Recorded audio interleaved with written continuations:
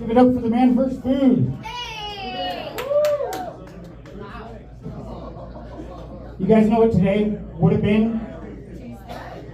Robin Williams' 75th birthday. I just looked him up. Oh, did you? You know what happened a couple of days before Robin Williams offed himself? You guys know what happened a couple days before that? No. Tony Stewart, the fucking NASCAR race car driver, hit and killed Kevin Ward Jr. And killed him, was never convicted or found guilty of, negligence or anything like that. Because Kevin Ward Jr. had marijuana in his system. With NASCAR being like the biggest fucking, the biggest watched sport at that time, I guess. I'm no conspiracy theorist, but what if they just had like a big old wall, celebrities' faces, and with a dart just fucking got some cross-eyed autistic kid to throw a dart at fucking celebrity faces.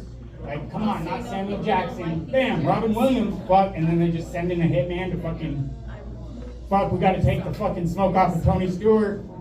We gotta kill a celebrity, which one? And just a dart at a celebrity's face. Alright, anyways. They closed Camp Mystic. Camp Mystic closed because of all these kids drowning last year, and I sent my girls to this fucking awesome swimming camp so they could become fucking great swimmers. And then they closed the fucking camp that fucking flooded. God damn it. Dude, I wrote it down when I saw it. I was like, oh man, yeah, that's alright, cool. Hey, yeah. So I had a job interview a couple of weeks ago. Thank God I didn't get the job, but one of the questions they asked me during the interview was, what would you order if you were on death row? What would your last meal be? So it got me thinking, man, what are some famous last meals? Frank Sinatra's last meal was a grilled cheese sandwich. Victor Fugger, he's the executed felon in Iowa. His requested last meal on death row was a single unpitted olive. And JFK is debatable. It's either bacon, eggs, and toast or a bullet. Charlie Kirk's also debatable. Either chef salad or a bullet. And so then it gets me thinking, what happens when we die? Who the fuck knows, right? But what if it's like this? You die and then life pauses and it's like Grand Theft Auto stats. Like how many miles you walked, how many miles you drove, your fucking favorite car, your fucking least favorite gang, your fucking favorite weapon, how much ammunition you fucking go through. Or what if it's like this? You die, you're in a smoked out room. You're an alien holding a joint and you're surrounded by other aliens. And then telepathically they say, did you feel it?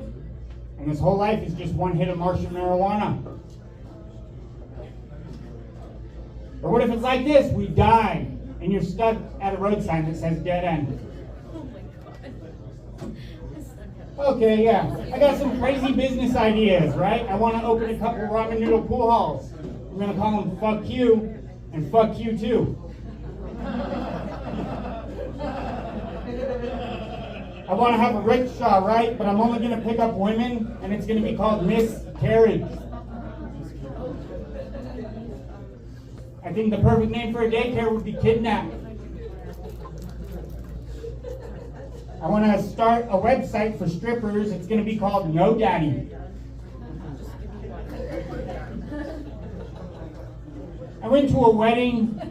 Everybody was dancing, twist and shout. They were the Temptations, twist and shout. Everybody was getting along, but when they play Come On Eileen, I'm getting taken out of the wedding in handcuffs. What's up with that? Favorite mass shooting? What's your favorite mass shooting? Favorite mass shooting? Sandy Hook. All right. Well, awesome. That was You look like, what'd you say, Aurora? What is that, Batman premiere? Yeah, dude, you look like Batman premiere. Mine, Tucson, Gabby Giffords, point blank, bam, in the head. That's mine. Either that or Columbine, the original mass shooting, Columbine. You guys see this fucking garden they got growing out here in the parking lot with squash and fucking mushrooms? You guys see that? There's a couple of squash out here. I think I'm gonna grab them for fucking the food bank. Alright, I got the light, so I'm gonna end on this. The Notorious B.I.G., he's got a song called The 10 Crack Commandments. Some of the first lyrics go, I've been in this game for years. It's made me an animal. There's rules to this shit. I wrote me a manual. Yeah, later in the song he says number 9 should have been number 1 to me.